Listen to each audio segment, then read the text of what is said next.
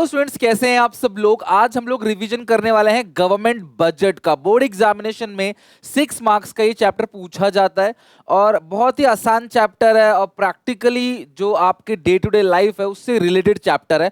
तुम्हें न्यूमेरिकल और थ्योरी दोनों का अच्छे से कंप्लीट रिवीजन कराऊंगा ताकि बोर्ड एग्जामिनेशन में और सीयूईटी में आप इनको रिवाइज करके अच्छे मार्क्स ला सको। तो स्टार्ट करते हैं गवर्नमेंट बजट का वन शॉट। बजट होता क्या है? हर एक इंसान बजट बनाता है। बजट का मतलब फ्यूचर में कैसे कैसे कमाई होने वाली है, फ्यूचर में कौन कौन से खर्चे होने वाले हैं, उसका एक एस्टिमेटेड स्टेटमेंट बनाया जाता है। That statement is called budget. तो गवर्नमेंट बजट क्या है? यही बजट आम इंसान बनाता है और यही बजट लोकल गवर्नमेंट बनाती है, स्टेट गवर्नमेंट बनाती है और सेंट्रल गवर्नमेंट बनाती है। जो सरकार बजट बनाती है उसको बोलते हैं गवर्नमेंट बजट। ये एक ऐसा स्टेटमेंट है जिसके अंदर एक्सपेक्टेड रिसीट, ध्यान रखना, फ्यूचर में होने वाली रिसीट। बजट हमेशा फ्यूचर के लिए बनाया जाता है, पास्ट के लिए कभी नहीं बनाया जाता। तो गवर्नमेंट बजट क्लास एक ऐसा स्टेटमेंट है जो बताता है expected receipts and expected expenditure of the government for a fiscal year, कि साल भर में कितनी कमाई होने वाली है, साल भर में कितने खर्चे होने वाले हैं, उसका जो स्टेटमेंट है that is called government budget. Every government prepare budget, चाहे वो लोकल हो, चाहे वो स्टेट गवर्नमेंट हो, चाहे वो सेंट्रल गवर्नमेंट हो। फरवरी महीने का जो पहला दिन होता है 2025 में, 1 फरवरी को 10-11 बजे के अराउंड निर्मला सीतारमन, जो कि क्लास देश के वित्तीय मंत्री हैं, फाइनेंस मिनिस्टर, वो बजट पेश करेंगी। तो वो बजट हर एक कॉमर्स के वजह से तो पूरे देश के लिए बजट खास होता है। न्यूज में देखना बजट के ही चर्चे हो रहे होंगे पूरे के पूरे।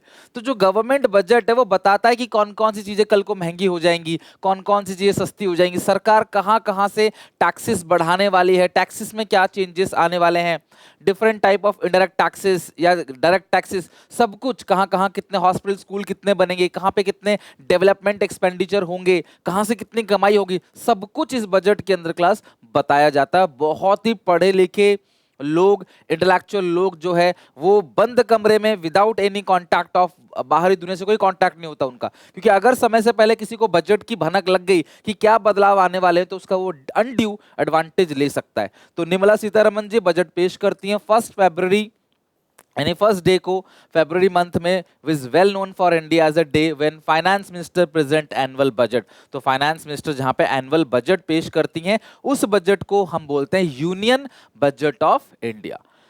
आगे देखते हैं क्लास, बजट बनाने के ऑब्जेक्टिव्स क्या क्या है, सरकार के मेन ऑब्जेक्टिव क्या है, क्यों बजट बनाया जाता है। ये तो सेंट्रल गवर्नमेंट का बजट है, उसी तरीके से स्टेट गवर्नमेंट, म्युनिसिपैलिटीज भी अपना बजट बनाती हैं और आप लोग भी तो अपना बजट बनाते हो ना, इतनी पॉकेट मनी मिलेगी, इतने खर्चे हम लोग यहाँ यहाँ पे करेंगे, वही बजट है। तो बजट बनाने के ऑब्जेक्टिव है, सबसे पहला ऑब्जेक्टिव है, अच्छा, budget is not only a statement but it is reflection of government policy. जब बजट आता है ना, स्टॉक मार्केट भी कंट्री का इन्फ्लुएंस करता है। तो बजट जो है वो सरकार की पॉलिसी का एक रिफ्लेक्शन है कि सरकार ने क्या क्या ऑब्जेक्टिव्स बनाए हैं और सरकार ओवर द टाइम क्या क्या अचीव करना चाहती है। तो बजट का जो सबसे पहला ऑब्जेक्टिव है वो है managing public sector enterprise. Class, कुछ ऐसे पब्लिक सेक्टर एंटरप्राइज होते हैं, जिसे सरकारी कंपनी आप कहते हो, जिनका मेन मोटो होता है सोशल वेलफेयर करना। तो सरकार जब भी बजट बनाती है उन कंपनीज के ऊपर खास ख्याल रखती है। जो कंपनी सोशल वेलफेयर का काम कर रहे हैं, अच्छे से काम कर रहे हैं, सरकार उनको और पैसे देती है कि आप अच्छा काम कर रहे हो, देश को डेवलप करने का काम कर रहे हो। लेकिन जो कंपनी अच्छे से काम नहीं कर रही, सरकार उनको बंद भी कर देती है या फिर उनका प्राइवेटाइजेशन कर देती है। इसी को बोलते हैं managing public sector enterprise. There are large number of public sector enterprise which are established and managed for social welfare of the public. Budget is prepared with the objective of making various provision for managing such enterprise and providing them financial help. However, जबकि in case of public sector enterprise are shown inefficiency and losses, the government may plan for their privatization. तो अगर वो अच्छे से अपना गोल पूरा नहीं कर पाती तो सरकार उन कंपनी का प्राइवेटाइजेशन भी करती है। तो सरकार का जो बजट बनता है उसका जो पहला ऑब्जेक्टिव है वो है पब्लिक सेक्टर एंटरप्राइज को मैनेज करना। सेकंड और मोस्ट इंपोर्टेंट है स्टेबिलिटी लेके आना, यानी कि इन्फ्लेशन और डिफ्लेशन से मुक्त, यानी कि छुटकारा दिलाना इकोनॉमी को। तो the main objective of budget is to bring stability in economy. It control the fluctuations in general price level through taxes, subsidies and government expenditure. एक तो टैक्स, दूसरा सब्सिडी, तीसरा सरकारी एक्सपेंडिचर, इन तीनों के थ्रू सरकार इन्फ्लेशन डिफ्लेशन को control करता है। अगर सरकार देखती है कंट्री में इन्फ्लेशन है, महंगाई है, तो सरकार क्या करती है, टैक्स रेट को बढ़ा देगी, सब्सिडीज को कम कर देगी और अपने खर्चे भी सरकार क्या कर देगी, कम कर देगी। टू कंट्रोल इन्फ्लेशन सरकार कॉन्ट्रैक्शनरी पॉलिसी अपनाती है कि भाई जनता के हाथ में पैसे मत जाने दो। और अगर कंट्री में डिफ्लेशन है, मंदी है, लोग डिमांड नहीं कर रहे, तो सरकार एक्सपेंशनरी पॉलिसी अपनाती है, जहां पे सरकार टैक्स रेट को कम कर देती है और अपने खर्चे बढ़ा देती है, पब्लिक वेलफेयर वर्क में अपने खर्चे बढ़ाती है, ताकि सरकार का खर्चा लोगों की इनकम बने और लोग डिमांड करें, क्योंकि डिफ्लेशन में लोग डिमांड नहीं कर रहे। तो इन्फ्लेशन और डिफ्लेशन को कंट्रोल भी सरकार क्या करती है, बजट के थ्रू करती है। तीसरा है redistribution of income and wealth, गरीब अमीर के बीच का जो फासला वो कम करती है।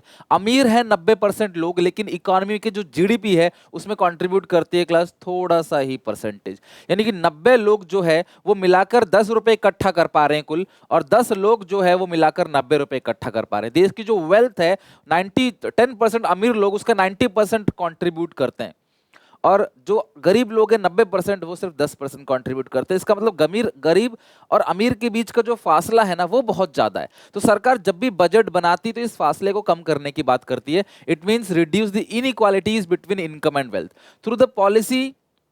The government seeks to promote equity, सरकार इक्विटी को प्रमोट करना चाहती है। गरीब की जो डिस्पोजेबल इनकम है, डिस्पोजेबल इनकम का मतलब इनकम माइनस टैक्स, जो बचता है टैक्स को काट कूट के, तो वो जो डिस्पोजेबल इनकम है सरकार चाहती है कि उसको बढ़ाया जाए, तो उसको सब्सिडी देती है सरकार, उनसे टैक्स नहीं लेती। और अमीर जो है, अमीर की डिस्पोजेबल इनकम जो है उसे कम करना चाहती है सरकार, तो उनपे हैवी टैक्स लगाती है।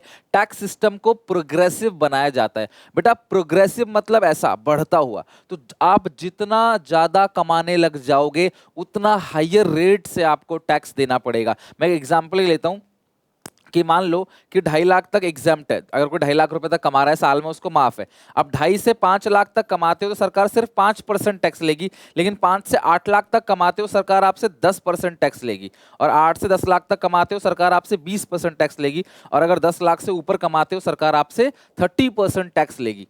यानी आप जितना ज्यादा कमाते चले जाओगे हायर रेट ऑफ टैक्सेस जो है, हायर परसेंटेज से आपके ऊपर टैक्स चार्ज होता चला जाएगा, ताकि अमीरों से पैसा लेके गरीबों की भलाई करे, तभी तो देश चलेगा, तभी तो इक्विटी आएगी। तो ये होता है redistribution of income and wealth. Tax system को प्रोग्रेसिव बनाया जाता है, जितना ज्यादा टैक्स आप जितना ज्यादा इनकम करोगे उतना ज्यादा आपके ऊपर टैक्स लगता चला जाएगा। तो अमीर लोग अपनी इनकम का लगभग 43-44% लोग जो है वो टैक्स दे देते हैं। अगर कोई अमीर जो है वो 2 करोड़ रुपए कमा रहा है तो अराउंड वो लगभग जो है वो 90 लाख 1 करोड़ के आसपास जो है वो टैक्सेस जो है सरकार को पे करेगा।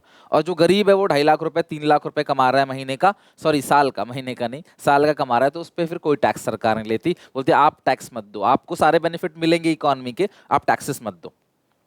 अगला है एलोकेशन ऑफ रिसोर्सेज। जो कंपनी बीड़ी, सिगरेट, तंबाकू और जो हैजर्डियस गुड्स बनाती है सरकार उन पे हैवी टैक्स लगाती है, और जो company khadi product, necessary drug यानी मेडिसिन वगैरह बनाती है उनके लिए सरकार क्या करते हैं, लो टैक्स। जो कंपनी क्लास ऐसी जगह जाके बस रही है जहाँ पे कोई कंपनी ऑलरेडी नहीं है, रूरल एरिया है, तो सरकार वहाँ पे सस्ती में जमीन भी देती है उनको, बिजली पानी भी सस्ते में मुहैया कराती है। और जो कंपनी अर्बन एरिया में करती है बिजनेस, भाई उनको सरकार कोई सब्सिडी देती नहीं, उन पे तो दबादब टैक्स वसूला जाता है, ताकि रूरल एरिया भी डेवलप करे। अगर आपके गांव में, जहां से आप बहुत सारे लोग गांव से मूव होकर शहर में आ जाते हैं, अगर गांव में कारखाना खोल दिया जाए तो गांव के लोगों को रोजगार मिलेगा, वहां सड़क बनेगी, बिजली बनेगी, स्कूल, हॉस्पिटल, मार्केट, बैंक सब कुछ आएगा वहां पे। लेकिन वहां पे खोलेगा कौन, कंपनी चलाएगा कौन वहां पे, तो सरकार उनको प्रमोट करने के लिए सब्सिडी देती है। This is called allocation of resources. तो ये 4 ऑब्जेक्टिव है सरकार के बजट के, ध्यान रखना। MERA, मेरा, M for managing public sector enterprise, E for stability, economic stability, R से redistribution of income and wealth, और A से एलोकेशन ऑफ रिसोर्सेज। तो ये बजट के 4 ऑब्जेक्टिव, आप ध्यान रखना। इस चैप्टर का सबसे मोस्ट पोर्शन, सबसे मोस्ट इंपोर्टेंट पार्ट मैं आपको अब करा रहा हूं, ध्यान समझना, वो है क्लासिफिकेशन ऑफ बजट। क्लास देखो, जब भी हम बजट की बात करते हैं तो हम सरकार के एस्टिमेटेड रिसीट्स और एस्टिमेटेड एक्सपेंडिचर की बात करते हैं कि कितनी कमाई सरकार की होने वाली है और कितने खर्चे सरकार के होने वाले हैं। तो बजट के 2 ही कंपोनेंट होते हैं। सबसे पहला है बजटरी रिसीट्स, सरकार की सारी होने वाली रिसीट्स, चाहे वो किसी भी सोर्स से सरकार के पास पैसा आए, उस रिसीट को बोलते हैं बजटरी रिसीट्स। और सरकार के सारे खर्चे, चाहे वो किसी भी जगह सरकार के खर्चे होने वाले हैं, उन एक्सपेंडिचर को हम लोग बोलते हैं बजटरी एक्सपेंडिचर। सरकार की होने वाली सारी की सारी रिसीट्स बजटरी रिसीट्स, सरकार के होने वाले सारे के सारे एक्सपेंडिचर बजटरी एक्सपेंडिचर। अब budgetary receipts are of two types. Budgetary receipts दो टाइप के होते हैं, पहला है रेवेन्यू रिसीट्स और दूसरा है कैपिटल रिसीट्स। ठीक है, दो रिसीट्स हैं, रेवेन्यू रिसीट्स और कैपिटल रिसीट्स। देखो जब भी रिसीट्स आता है, ध्यान से समझना, जब भी तुम्हारे पास पैसा आएगा तो तुम्हारी कोई ना कोई एसेट्स जरूर कम होगी, नहीं तो तुम कुछ उधार ले लोगे तो तुम्हारे पास पैसा आएगा, कोई ना कोई लायबिलिटी बढ़ेगी। लेकिन रेवेन्यू रिसीट्स ऐसी रिसीट्स है सरकार की जिससे सरकार की कोई भी एसेट ना ही कम होती है और ना ही कोई लायबिलिटी बढ़ती है। फ्री का पैसा सरकार के पास आ जाता है। जैसे टैक्स, जब हम लोग टैक्स सरकार को पे करते हैं तो सरकार के लिए वो रिसीट है, सरकार की कोई भी एसेट्स जो है वो कम नहीं हुई, पैसा आ गया, और ना ही कोई कर्जा बना। क्या हम कुछ क्लेम कर सकते हैं सरकार से हमने टैक्स दिया है? तो नहीं, कुछ नहीं मिलने वाला। जो टैक्स दे रहा है, जो नहीं दे रहा, सब सरकार की नजरों में क्या है, बराबर है। तो अगर कोई ईमानदारी से टैक्स पे भी कर रहा है तो उसको भी मिलना कुछ है नहीं, तो सरकार की कोई लायबिलिटी उसके लिए बनती नहीं है और ना ही कोई एसेट्स कम होते हैं। ऐसी रिसीट्स को रेवेन्यू रिसीट्स कहा जाता है। लेकिन कैपिटल रिसीट्स कौन से होते हैं? जिससे कोई ना कोई एसेट्स कम होगी, नहीं तो कोई ना कोई लायबिलिटी बढ़ेगी, उसको कैपिटल रिसीट बोलते हैं। जैसे बोरोइंग्स, बोरोइंग्स उधार ले रहे तो पैसा तो आ रहा है, लेकिन साथ में लायबिलिटी भी बन जा रहा है, लौटाने की लायबिलिटी बन जाती है। तो रेवेन्यू रिसीट्स ऐसी रिसीट्स है जिससे कोई एसेट्स कम नहीं होती, ना ही कोई लायबिलिटी बढ़ती है। बट कैपिटल रिसीट्स ऐसी रिसीट्स है जिससे कोई ना कोई एसेट्स या तो कम होगी, नहीं तो कोई ना कोई लायबिलिटी बढ़ेगी। जैसे डिसइन्वेस्टमेंट कर दिया, इन्वेस्टमेंट को बेच दिया सरकार ने अपनी, तो एसेट्स कम हो गई ना, पैसा आया बट एसेट्स कम हो गई। लायबिलिटी नहीं बढ़ी तो क्या होगा, एसेट तो कम हो गई ना, कोई एक काम जो है वो होगा, या तो एसेट्स कम होगी नहीं तो लायबिलिटी बढ़ेगी। इस रिसीट्स को बोलते हैं कैपिटल रिसीट्स। आई क्लास बात समझ? So revenue receipts are those receipts of the government which do not leads to reduction in any asset nor creation of any liability. But capital receipts are those receipts of the government which leads to reduction of any asset or creation of any liability. Free का पैसा नहीं आता capital के अंदर। अच्छा, अब revenue receipts further classified are of two types. सबसे पहला टैक्स रेवेन्यू और दूसरा है नॉन टैक्स रेवेन्यू। अच्छा, टैक्स रेवेन्यू का मतलब क्या है? जो पैसा टैक्स के थ्रू आ रहा है, सरकार के पास जो भी पैसा टैक्स सिस्टम के थ्रू आ रहा है वो टैक्स रेवेन्यू है।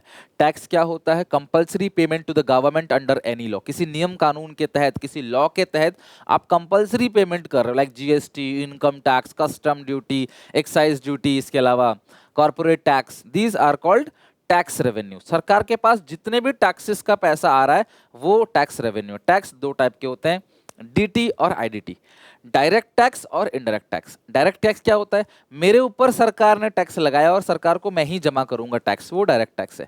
सरकार ने मेरे ऊपर टैक्स लगाया, मैंने ग्राहक के ऊपर लगा दिया, मैं ग्राहक से वसूल के सरकार को टैक्स जमा कर दूंगा, that is called indirect tax.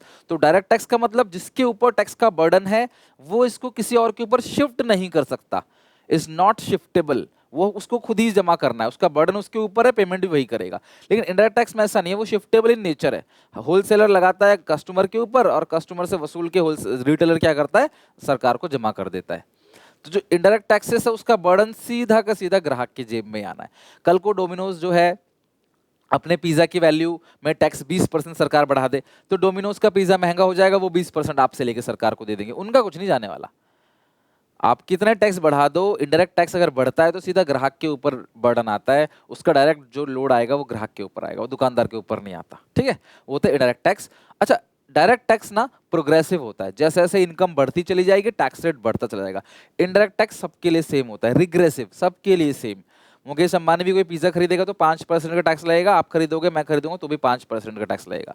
हर किसी के लिए टैक्स जो है रेट वो सेम है, उसको बोलते हैं इनडायरेक्ट टैक्स। इनडायरेक्ट टैक्स के एग्जाम्पल है custom duty, goods and services tax. और डायरेक्ट टैक्स का एग्जांपल क्या है? गिफ्ट टैक्स, जिसको पेपर टैक्स ही बोलते हैं, ध्यान रखना, गिफ्ट टैक्स को और वेल्थ टैक्स को पेपर टैक्स बोलते हैं, क्योंकि ये टैक्स का अमाउंट बहुत कम होता है, इसमें ना के बराबर होता है। गिफ्ट देने में भी टैक्स लगेगा, अगर 50,000 से ऊपर का गिफ्ट दे रहे हो ना तो भी टैक्स लगेगा, सरकार को टैक्स देना पड़ेगा। बहुत गिफ्ट देने वाले बन रहे हो ना, सरकार को टैक्स देना पड़ेगा, ये भी होता है। इसके अलावा इनकम टैक्स जो आपकी इनकम पे लग रहा है, कॉर्पोरेट टैक्स, वेल्थ टैक्स या property tax, gift tax, these are the example of direct tax, ठीक है। अब गिफ्ट टैक्स के पीछे ज़्यादा सीरियस मत हो जाना, और उसमें बहुत सारे एक्सेप्शंस हैं, लाइक शादियों में अगर दिया जा रहा है या पेरेंट्स अपने बच्चे को दे रहे हैं तो वो एग्जाम्प्ट है, वो नहीं। लेकिन अगर नॉर्मली सलमान खान ने किसी को फ्लैट दे दिया, ठीक है, या किसी ने कोई गाड़ी दे दी, किसी को गिफ्ट कर दिया, तो भैया वो चीज़ पे टैक्स लगेगा, अगर वो गाड़ी की कीमत या घर की कीमत 50,000 से ऊपर है तो, ठीक है। चलो, तो ये सारा का सारा हो गया class revenue seat, tax revenue. अच्छा, नॉन टैक्स रेवेन्यू का मतलब क्या है? Fees, fine, penalty, interest, gift, donation, charity. किसी इंसान की बहुत सारी प्रॉपर्टी है और वो मर गया, कोई वारिस भी नहीं है उसका, तो वो सरकार ले लेती है प्रॉपर्टी को, कोई अगर क्लेम करने वाला नहीं है तो उसको एस्कीट बोलते हैं, ESCHEAT। तो वो हो गया। गिफ्ट, डोनेशन, चैरिटी, सरकारी कंपनी से आने वाली क्लास कोई भी इनकम हो गई, इंटरेस्ट मिला सरकार को, वो सब आपका नॉन टैक्स रेवेन्यू के अंदर आता है। These are called non tax revenue.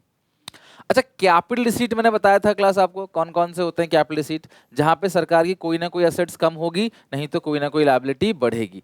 उसका सबसे पहला एग्जांपल है रिकवरी ऑफ लोन। अगर आपने किसी को लोन दिया था, अगर आपने किसी को लोन दिया था तो वो आपके लिए एसेट था, जैसे आप उसे रिकवर कर लोगे ना, आपकी एसेट्स कम हो जाएंगी। ओके, अच्छा, कुछ बच्चे बोलते हैं सर कैपिटल रिसीट और रेवेन्यू रिसीट दोनों में कैश तो आता है, कैश एसेट है। कैश को मत मानना, कैश तो रिसीट ही है ना, जब तक कैश नहीं आएगा वो रिसीट की कैटेगरी में ही नहीं आएगा। तो कैश छोड़ के बाकी एसेट्स को देखना है, ठीक है। दूसरा है डिसइन्वेस्टमेंट। देखो, डिसइन्वेस्टमेंट मतलब होता है सरकारी जो पब्लिक सेक्टर अंडरटेकिंग है ना, PSUs, जितनी भी सेल गेल हो गया, ठीक है, या भारत पेट्रोलियम हो गया, तो ऐसी सरकारी कंपनी अपने अपने कुछ हिस्सा सरकार का प्राइवेट कंपनी को बेच देती है। इंडियन रेलवे में मान लो सरकार का हिस्सा है, सरकार ने इंडियन रेलवे का 1% किसी को बेच दिया, दिस इज कॉल्ड डिसइन्वेस्टमेंट। तो इन्वेस्टमेंट सरकार की एसेट्स होती है, और उस इन्वेस्टमेंट को अगर आप बेचते हो तो उसी को बोलते हैं डिसइन्वेस्टमेंट। तो सरकार की एसेट्स कम हो गई, बैलेंस शीट से आपका असेट जो है वो, शेयर्स जो है वो कम हो जाएंगे। तो यहाँ पे एसेट्स कम हो रही है। और अगला है बोरोइंग। क्लास बोरोइंग अकेला एक डेट क्रिएटिंग कैपिटल रिसीट है। बोरोइंग ही एक ऐसी रिसीट्स है जो कैपिटल है और साथ में डेट बनता है, कर्जा बन जाता है। यानी आप उधार लोगे तो पैसा आएगा, लेकिन साथ साथ में आपका कर्जा भी तो बन जाएगा। तो these are called capital receipt. तो आई होप आपको रिसीट्स की कैटेगरी अच्छे समझ आ गई कि क्या क्या होता है रिसीट्स, उसका क्लासिफिकेशन, साथ में उसके एग्जाम्पल्स। अब आते हैं एक्सपेंडिचर। बजटरी एक्सपेंडिचर अलग अलग टाइप के हैं, plan, non plan, development, non development. लेकिन हमें जो पढ़ना है हमारे सिलेबस के अंदर वो है रेवेन्यू एंड कैपिटल। अब मेरी बात ध्यान से समझना, जब भी कोई खर्चा करोगे, जब भी कोई खर्चा करोगे तो क्या होगा, कोई ना कोई एसेट्स खरीद के लाओगे। मैंने खर्च किया, घर खरीदा, गाड़ी खरीदी, ठीक है। या फिर कोई एसेट्स नहीं खरीदते, लेकिन तुम्हारी कोई ना कोई लायबिलिटी कम हो जाएगी, आपने अपना कर्जा उतार दिया। लाइक आपके पास कोई कर्जा था सर पे, कोई लोन था, वो आपने रीपे कर दिया। तो खर्चा करोगे तो यही होगा ना, या तो कुछ खरीद के लाओगे या फिर कर्जे की पेमेंट करोगे। लेकिन रेवेन्यू एक्सपेंडिचर ऐसे एक्सपेंडिचर है जिससे सरकार की ना ही कोई एसेट बढ़ती है, ना कोई लायबिलिटी कम होती है। जैसे सब्सिडीज देना, समझ रहे हो बात को, जैसे टैक्स कलेक्शन पे खर्च करना, जैसे डिफेंस सर्विसेज पे खर्च करना, एडमिनिस्ट्रेशन सर्विसेज पे खर्च करना। कोई एसेट नहीं आ रही और ना ही कोई लायबिलिटी कम हो रही है।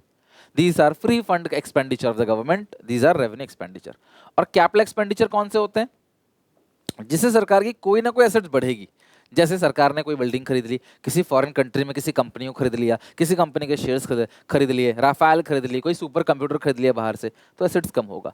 नहीं तो रीपेमेंट ऑफ लोन, आपने पैसे से लोन का निपटारा कर दिया, जो तुम्हारे ऊपर लोन था उसकी पेमेंट कर दी, तो लायबिलिटी कम हो गई, तो वो कैपिटल एक्सपेंडिचर। तो आप ये देखना कि एसेट बढ़ रही है या लायबिलिटी कम हो रही है। अगर ऐसा दोनों में से कोई भी एक काम हो रहा है तो वो आपका कैपिटल नेचर का खर्चा है, कैपिटल एक्सपेंडिचर है। कुछ भी नहीं हो रहा तो वो आपका रेवेन्यू एक्सपेंडिचर है। मैंने कैपिटल एक्सपेंडिचर एग्जांपल और भी दिए हैं, जैसे आपने रीपेमेंट ऑफ लोन, कोई सर पे कर्जा था आपने वो लौटा दिया, या फिर आपने बिल्डिंग खरीदी, मशीन खरीदी, कोई कंपनी खरीद लिया, स्कूल में कोई टोल मतलब देश में कोई टोल बना दिया आपने, कोई स्कूल बनाया आपने, कोई मैन्युफैक्चरिंग कंपनी खरीद लिया आपने, तो ये सब आपका कैपिटल एक्सपेंडिचर है। लेकिन टैक्स कलेक्शन के लिए कुछ लोग अपॉइंट किए, देश की जो डिफेंस सर्विसेज है, डिफेंस इक्विपमेंट, ध्यान समझना, डिफेंस इक्विपमेंट कैपिटल एक्सपेंडिचर है। डिफेंस सर्विसेज पे खर्चा किया है, पुलिस वालों को सैलरी दी है, सरकारी एम्प्लॉयज को सैलरी दी है, वो रेवेन्यू एक्सपेंडिचर है। उज्ज्वला योजना में सरकार ने खर्चा किया, रेवेन्यू एक्सपेंडिचर है, ठीक है, रेवेन्यू एक्सपेंडिचर है। देश देश में जगह जगह चूल्हे पहुंचाए, गैस सिलेंडर पहुंचाया। या फिर सरकार ने ये खर्चा किया, क्या नाम है, कोविड के टाइम पे वैक्सीनेशन का खर्चा सरकार ने किया, वो तो यूज हो गया ना, कोई एसेट थोड़ी बनी सरकार की, वो रेवेन्यू एक्सपेंडिचर है, ठीक है। तो आई होप आपको रेवेन्यू एक्सपेंडिचर, कैपिटल एक्सपेंडिचर समझ आ गया अच्छे से। तो यही मैंने यहाँ पे क्लास लिखवा रखा, जो मैंने आपको अच्छे से लिख के खुद समझाया। बजट के दो पार्ट हैं, रिसीट्स और बजटरी एक्सपेंडिचर। बजट रिसीट साल भर में होने वाली टोटल एस्टिमेटेड रिसीट्स होता है, वो दो पार्ट में है, रेवेन्यू रिसीट, कैपिटल रिसीट। फिर रेवेन्यू रिसीट जो है वो रिसीट्स है जिससे सरकार की कोई भी एसेट्स जो है ना ही कम होती है ना ही कोई लायबिलिटी बनती है। वो फर्दर दो पार्ट है, टैक्स और नॉन टैक्स। टैक्स दो पार्ट में है, डायरेक्ट टैक्स और इनडायरेक्ट टैक्स, समझा दिया क्लास मैंने आपको। डायरेक्ट टैक्स की बात करें, डायरेक्ट टैक्स का जो बर्डन है ना वो शिफ्ट नहीं कर सकते, सरकार ने आपके ऊपर लगाया है ना, आप ही को भरना पड़ेगा। और ये प्रोग्रेसिव है, बढ़ता चला जाता है, जैसे income tax, corporation tax, wealth tax, property tax, gift tax. Indirect tax में क्या होता है, बर्डन जो है वो ग्राहक के ऊपर शिफ्ट कर दिया जाता है और ये रिग्रेसिव है, सबके लिए सेम होता है, जीएसटी और कस्टम ड्यूटी। हालांकि सारे इनडायरेक्ट टैक्सेस को मर्ज कर दिया गया, आजकल एक ही इनडायरेक्ट टैक्स चलता है, वो है जीएसटी। बट कस्टम ड्यूटी भी एक इनडायरेक्ट टैक्स है जो कि जीएसटी से हटके है, क्योंकि सरकार को ज्यादा वसूलना है कस्टम ड्यूटी से। कस्टम ड्यूटी को कुछ लोग इंपोर्ट ड्यूटी भी बोलते हैं। ओके, तो ये रहा डायरेक्ट टैक्स, सरकार ने आप पे लगाया, आपने सरकार को दे दिया डायरेक्टली। इनडायरेक्ट टैक्स में सरकार लगाता है रिटेलर, मैन्युफैक्चरर पे, होलसेलर पे, और वो क्या करता है क्लास, डायरेक्टली ग्राहक से वसूल लेते हैं। सरकार कहेगा टैक्स रेट बढ़ा दिया तो सामान महंगा हो जाएगा, क्योंकि वो टैक्स आपसे वसूलते हैं। ठीक है, नॉन टैक्स के अंदर फाइन आता है, फीस आता है, स्कीट आता है, grant, donation, income from government companies, है ना, इंटरेस्ट जो मिल रहा है। और कैपिटल रिसीट में recovery of loan, disinvestment, borrowing. Borrowings इकलौता ऐसा कैपिटल रिसीट है जो डेट क्रिएटिंग है, जिससे कर्जा बन जाता है। एग्जामिनेशन में बहुत ज्यादा पूछा जाता था पहले, अभी एक दो साल से बंद है, वो है रेवेन्यू रिसीट्स और कैपिटल रिसीट का डिफरेंस। तो रेवेन्यू रिसीट्स, तो एक तो सबसे पहले मीनिंग बताना है क्या है रेवेन्यू, क्या है कैपिटल। दूसरा नेचर, रेवेन्यू रिसीट जो है वो रेकरिंग, बार बार होने वाला है, और जो कैपिटल रिसीट है वो नॉन रेकरिंग है, वो बार बार होने वाला रिसीट नहीं है। Revenue receipt non debt creating, कोई कर्जा नहीं बनता इससे, लेकिन जो कैपिटल रिसीट्स है वो भी सारा नहीं, सिर्फ और सिर्फ बोरोइंग, अकेला ऐसा कैपिटल रिसीट है जिससे कर्जा बनता है। फिर आप एग्जांपल दे सकते हो, tax receipt, fees, fine, penalty, interest, ये सब चीज आ गया। इसके अंदर रिकवरी ऑफ लोन, डिसइन्वेस्टमेंट और बोरोइंग्स। और इवन फॉर्मूला बन गया, total receipts is equal to revenue receipts plus capital receipt. फिर revenue receipts is equal to tax revenue plus non tax revenue. फिर tax revenue is equal to direct tax plus indirect tax. तो ये फॉर्मूले ही तो हैं, और क्या है, जो क्लासिफिकेशन दिखा है मैंने वो फॉर्मूले ही है। अच्छा, अब आपको पहचानना है कि कौन सी रिसीट्स रेवेन्यू रिसीट्स है, कौन सी रिसीट्स कैपिटल रिसीट है। Recovery of loan, disinvestment, borrowing capital receipt है, बाकी सारी रेवेन्यू है। तो कोई भी प्रकार का लोन लिया है आपने वर्ल्ड बैंक से तो वो कैपिटल है, लायबिलिटी बनती है। किसी प्रकार का टैक्स, वो है रेवेन्यू। शेयर्स बेचा आपने, डिसइन्वेस्टमेंट किया, तो वो कैपिटल है। डिविडेंड मिला, इंटरेस्ट मिला, ये सब रेवेन्यू है। प्रॉफिट कमाए सरकारी कंपनी ने, रेवेन्यू है। आपने उधार लिया जापान से, लायबिलिटी बन गई, कैपिटल है।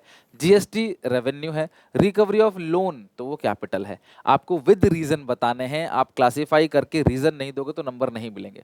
तो दो ही रीजन होंगे, इससे कोई एसेट्स जो है कम हो रहा है या कोई लायबिलिटी बढ़ रहा है, और दूसरा क्या होगा, एसेट्स कोई भी कम नहीं हो रहा, ना ही कोई लायबिलिटी बढ़ रहा है, फ्री फंड का पैसा, तो वो रेवेन्यू है। रीजन सारे रेवेन्यू का कॉमन रहेगा। अगला है नॉन डेट क्रिएटिंग और डेट क्रिएटिंग। तो यार देखो, ये बोरोइंग ही अकेला डेट क्रिएटिंग है, इससे कर्जा बन जाता है। बाकी सारी की सारी जो भी ये क्लास रिसीट्स है वो नॉन डेट क्रिएटिंग है। ठीक है, ये हो गया नॉन डेट क्रिएटिंग, ये भी क्या हो गया, नॉन डेट क्रिएटिंग। एक ही है बस जो डेट क्रिएटिंग है। फॉर्मूला मैंने बता दिया, total receipt revenue receipt plus capital receipt, revenue receipt tax revenue plus non tax revenue, tax revenue direct tax plus indirect tax, और कैपिटल रिसीट के तीन कंपोनेंट है, recovery of loan, disinvestments and borrowings. अब budgetary expenditure, सरकार के होने वाले सारे के सारे खर्चे, वो दो पार्ट में है, रेवेन्यू एक्सपेंडिचर और कैपिटल एक्सपेंडिचर। अब रेवेन्यू एक्सपेंडिचर के एग्जांपल्स क्या क्या है, old age pension, subsidy, scholarship, salary to government employ, interest payment, gift, grant, donation, charity, defence services पे कोई खर्चा किया है, सरकार का जो वेज बिल है, कलेक्शन ऑफ टैक्सेस पे सरकार कोई खर्चा करती है, ये सब रेवेन्यू एक्सपेंडिचर है, because they do not create any asset nor reduction in any liability of the government, जो कि रीजन है। और कैपिटल एक्सपेंडिचर क्या है, these are those expenditure of the government which leads to reduction in any liability of the government और creation of any asset. या तो liability कम होगी, नहीं तो कोई ना कोई एसेट बढ़ेगा, जैसे repayment of loan, equity shares खरीदा डोमेस्टिक मल्टीनेशनल कंपनीज के, है ना, या फिर क्लास सरकार ने land, building, machine, equipment, shares, school, flyover, building, hospital, college बनाने में सरकार ने खर्चा किया, ये सब आपका कैपिटल एक्सपेंडिचर है। अब डिफरेंस की बात करें, total expenditure equal to revenue expenditure plus capital expenditure, बिल्कुल सेम डिफरेंस, पहला मीनिंग लिखोगे दोनों का। फिर ये रेकरिंग है, बार बार होने वाला, ये नॉन रेकरिंग है, बार बार नहीं होता। जो रेवेन्यू एक्सपेंडिचर है ना, सरकार ये क्यों करती है, normal functioning of the government, देश चल सके, सरकार चल सके अच्छे से। लेकिन जो कैपिटल एक्सपेंडिचर है वो एक्विजिशन ऑफ एसेट्स, सरकार एसेट्स खरीदती है, लोन ग्रांट करती है, उसके लिए होता है ये, एसेट्स खरीदने के लिए। फॉर एग्जाम्पल इंटरेस्ट सब्सिडी, ये सब क्लास सरकार के खर्चे हैं, डोनेशन, पेंशन, और acquisition of machinery, construction of school, hospital, building, repaid loans, these are the example of capital expenditure. Okay, पहचानो क्लास कौन सा रेवेन्यू एक्सपेंडिचर है, कौन सा कैपिटल एक्सपेंडिचर है, विद रीजंस, गिविंग रीजंस। तो ग्रांट, डोनेशन, चैरिटी सब रेवेन्यू है, repayment of loan capital, construction of road asset बन गई कैपिटल, इंटरेस्ट पेमेंट किया लोन पे वो है revenue, payment of salaries to government employees revenue, आपने एक कंपनी खरीद ली, सरकार ने एक प्राइवेट कंपनी को खरीद लिया कैपिटल, सब्सिडीज पे कोई खर्चा किया है revenue, purchase of shares, shares asset है, एसेट किसके अंदर आएगा, कैपिटल के अंदर। तो आपको विद रीजन एक ही है रेवेन्यू का, और कैपिटल का, जितने भी रेवेन्यू होंगे सबका रीजन एक ही है, और जितने भी कैपिटल होंगे उन सबका रीजन भी सेम ही होगा। Okay, situation in budget class, देखो बजट के तीन सिचुएशन है, बैलेंस बजट या इक्विलिब्रियम बजट, जहां पे टोटल रिसीट्स और टोटल एक्सपेंडिचर बराबर है। सरप्लस बजट, जब कंट्री में इन्फ्लेशन होता है ना, ध्यान रखना, अगर कंट्री में इन्फ्लेशन है, महंगाई है, लोग ज्यादा डिमांड कर रहे हैं, तब सरकार सरप्लस बजट बनाती है, ध्यान रखना, एक नंबर में आ सकता है। और डिफ्लेशन अगर है कंट्री में तो सरकार डेफिसिट बजट बनाती है। इन्फ्लेशन में मनी सप्लाई को कम कर दिया जाता है, कॉन्ट्रैक्शनरी पॉलिसी अपनाई जाती है इन्फ्लेशन के अंदर, कॉन्ट्रैक्शनरी पॉलिसी, तो सरकार सरप्लस बजट बनाती है, जहां सरकार रिसीट ज्यादा रखती है और एक्सपेंडिचर कम, यानी कि रिसीट ज्यादा, टैक्सेस ज्यादा वसूलती है। और डेफिसिट के अंदर सरकार जो है एक तरीके से एकदम लिबरल पॉलिसी अपनाती है, सरकार एक्सपेंशनरी पॉलिसी अपनाती है, सरकार सोचती है कि जनता को ज्यादा पैसा मिले, तो सरकार खर्चे ज्यादा करती है और सरकारी कमाई कम, एक्सपेंडिचर ज्यादा, रिसीट्स कम। तो इन्फ्लेशन में सरप्लस, डिफ्लेशन में डेफिसिट बजट। तो बजटरी डेफिसिट, यहां से अराइज हुआ कॉन्सेप्ट बजट डेफिसिट। तो budgetary deficit equal to total expenditure minus total receipts, इसको बोलते हैं बजटरी डेफिसिट। बजट में कितना डेफिसिट है, एक्सपेंडिचर माइनस रिसीट। और बजटरी डेफिसिट जो है वो फर्दर तीन पार्ट के अंदर आते हैं, रेवेन्यू डेफिसिट, फिस्कल डेफिसिट और प्राइमरी डेफिसिट। रेवेन्यू डेफिसिट मतलब revenue expenditure minus revenue receipts, मतलब रेवेन्यू नेचर के जो खर्चे हैं, कमाई है, उनका डिफरेंस। फिस्कल डेफिसिट मतलब हमारी कंट्री ने जो है कितना उधार लिया है, बोरोइंग्स, और इस बोरोइंग में से इंटरेस्ट माइनस कर दोगे, यानी कि जो बोरोइंग्स है उसमें से इंटरेस्ट की पेमेंट कर दोगे तो आपको जो मिलेगा उसे बोलते हैं प्राइमरी डेफिसिट। तो फिस्कल डेफिसिट यानी कि बोरोइंग, और प्राइमरी डेफिसिट का मतलब है borrowing less interest payment. Borrowing से आप इंटरेस्ट माइनस कर दोगे तो आपको जो मिलेगा उसको क्या बोलेंगे, प्राइमरी डेफिसिट। ओके, अच्छा, अब रेवेन्यू डेफिसिट बेसिकली मैंने बता दिया, revenue expenditure minus revenue receipt.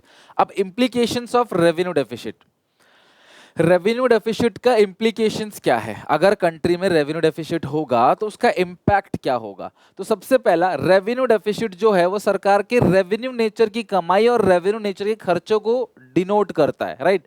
सरकार जो एडमिनिस्ट्रेशन और मेंटेनेंस पे खर्चा करती है देश को चलाने में, उसको रेवेन्यू डेफिसिट बोलते हैं। तो रेवेन्यू डेफिसिट अगर हाई है, अगर रेवेन्यू डेफिसिट ज्यादा है, तो ये सरकार को एक वार्निंग सिग्नल देता है कि सरकार या तो अपने खर्चे कम करे और इंक्रीज इज टैक्सेस, या तो सरकार अपने खर्चे कम करे या टैक्सेस को बढ़ाए। लेकिन इंडिया लेस डेवलप कंट्री है, तो सरकार जो है वो गरीब लोगों को फोर्स नहीं कर सकती कि आप टैक्स पे करो। तो government is compelled to cope with high revenue deficit through borrowings and disinvestment. तो अगर रेवेन्यू डेफिसिट ज्यादा है तो सरकार ये नहीं कह सकती कि अपने हम खर्चे कम कर देंगे और टैक्सेस को बढ़ा देंगे, ये संभव नहीं है। देश बन रहा है, 100 साल भी नहीं हुए देश को आजाद हुए, है कि नहीं। तो अब इस सिचुएशन में 100 साल भी नहीं हुए तो देश को डेवलप करने में टाइम लगेगा, सड़कें बनानी पड़ेंगी, जगह जगह पानी की, बिजली की व्यवस्था, school, hospital, banking system, infrastructure पूरा डेवलप करना पड़ेगा। खर्चा तो सरकार करेगी, और देश को रक्षा भी करना पड़ेगा, डिफेंस पे भी खर्चा करना पड़ेगा। लेकिन कमाई सरकार कर नहीं सकती है, लोग गरीब है तो टैक्स भी नहीं वसूल सकती, तो इसीलिए सारा बर्डन अमीरों पे ही डालती है सरकार। तो सरकार रेवेन्यू डेफिसिट से बचने के लिए क्या करते हैं, तो बोरोइंग करेगी या डिसइन्वेस्टमेंट करेगी। बोरोइंग से लायबिलिटी बन जाती है और डिसइन्वेस्टमेंट से सरकार की एसेट्स कम हो जाती हैं। अगला है फिस्कल डेफिसिट। अभी फिस्कल डेफिसिट का जो फॉर्मूला है वो ध्यान रखना, होता तो फिस्कल डेफिसिट बोरोइंग्स ही है, लेकिन इसका एक और फॉर्मूला है, total expenditure minus total receipts excluding borrowing. अगर मैं टोटल एक्सपेंडिचर से टोटल रिसीट घटा दूंगा तो वो बजटरी डेफिसिट आ जाएगा। लेकिन फिस्कल डेफिसिट निकाल रहे हैं हम लोग, तो टोटल एक्सपेंडिचर टोटल रिसीट घटाओ, लेकिन टोटल रिसीट से एक चीज मत घटाना, बोरोइंग्स को छोड़कर बाकी सब घटाओ। या फिर फिस्कल डेफिसिट का फॉर्मूला है total expenditure minus total receipts यानी रेवेन्यू रिसीट्स और कैपिटल रिसीट, लेकिन कैपिटल रिसीट में क्या है, एक्सक्लूडिंग बोरोइंग्स। इसी को आप ऐसे तोड़ सकते हो formula, fiscal deficit equal to revenue expenditure plus capital expenditure यानी total expenditure minus revenue receipts minus recovery of loan minus disinvestment, borrowing को मत घटाना। एक और फॉर्मूला भी है, अगर तुम्हें क्वेश्चन में बजटरी डेफिसिट गिवन है और बोरोइंग भी गिवन है, अगर तुम्हें दोनों चीजें गिवन है तो फिस्कल डेफिसिट इन दोनों को जोड़कर आएगा। तब आप ये नहीं कह सकते कि बोरोइंग ही फिस्कल डेफिसिट है, तब आप बजटरी डेफिसिट प्लस बोरोइंग करोगे, तब आएगा आपके पास फिस्कल डेफिसिट। ये आप ध्यान रखना।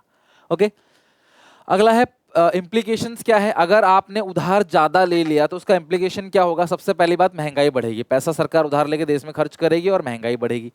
फॉरेन डिपेंडेंस, जिन देश से हमने उधार लिया उन पे हम डिपेंड होते चले जाएंगे। हमारी नेक्स्ट जनरेशन पे बर्डन रहेगा कि जो लोन हमारी पुरानी सरकार ने लिया है उसकी पेमेंट करो विद इंटरेस्ट के साथ। और फिस्कल डेफिसिट अगर बढ़ता है तो बोरोइंग बढ़ेगा, और बोरोइंग बढ़ेगा तो इंटरेस्ट बढ़ेगा, और इंटरेस्ट एक रेवेन्यू एक्सपेंडिचर है, और रेवेन्यू एक्सपेंडिचर बढ़ेगा तो रेवेन्यू डेफिसिट भी बढ़ेगा। तो ये डेट ट्रैप है, यानी कि अगर किसी कंट्री का फिस्कल डेफिसिट ज्यादा है तो पक्की बात है रेवेन्यू डेफिसिट भी ज्यादा होगा, क्योंकि फिस्कल डेफिसिट ज्यादा तो इंटरेस्ट ज्यादा, इंटरेस्ट ज्यादा तो रेवेन्यू एक्सपेंडिचर ज्यादा, और रेवेन्यू एक्सपेंडिचर बढ़ेगा तो रेवेन्यू डेफिसिट भी बढ़ेगा।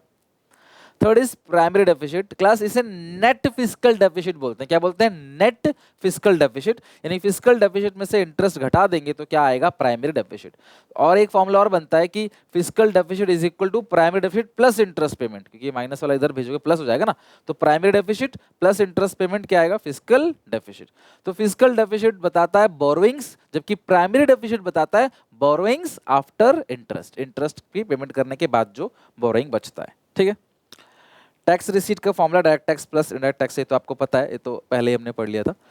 अब चलते हैं कुछ क्वेश्चंस के ऊपर, न्यूमेरिकल फॉर्मूले सब कुछ हम लोग करने वाले हैं। फॉर्मूला पढ़ लिया, थ्योरी पढ़ लिया, अब कुछ क्वेश्चन है। How can the deficit be finance, budget का जो डेफिसिट है वो कैसे फाइनेंस किया जा सकता है। देखो सबसे पहले जो है डेफिसिट फाइनेंसिंग के थ्रू। सरकार क्या करती है, जब बजट घाटे में जाता है तो रिजर्व बैंक ऑफ इंडिया को गोल्ड गिरवी रख के सरकार नोट प्रिंट कराती है अपने खर्चों को झेलने के लिए।